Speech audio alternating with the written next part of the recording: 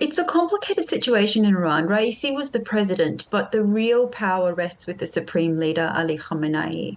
So Raisi, whilst he's implementing policies, he's not necessarily drafting those policies. They're coming from higher up, from the person who's essentially the dictator of Iran.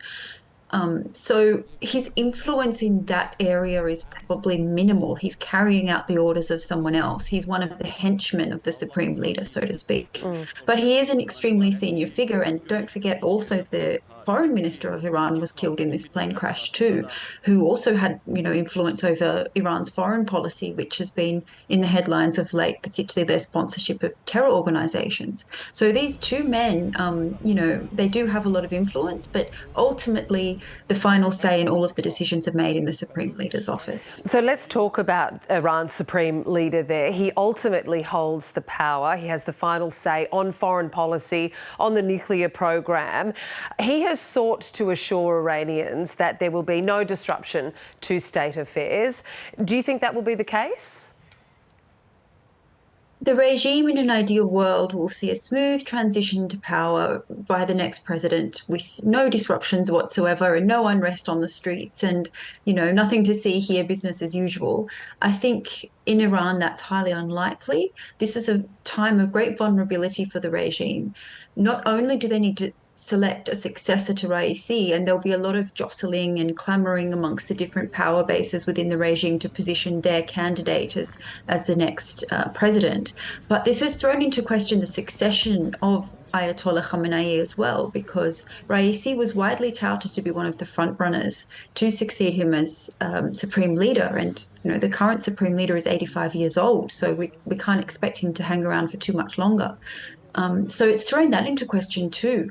The other obvious candidate is Ali Khamenei's son, Mujtaba, but that would institute a dynastic style transfer of power in Iran, which is kind of against the ethos of the Islamic Republic's ideology. So that's really interesting. And there'll be pushback against that from within the regime as well as on the streets too. So there are a lot of challenges that the regime currently faces and a lot of potential vulnerabilities that could be further exposed or entrenched. You say pushback on the streets. How could those disruptions manifest? This regime is loathed by the vast majority of the population, and we can see that in the celebrations across Iran last night and into today, flouting the kind of somber mourning that state media is promoting today.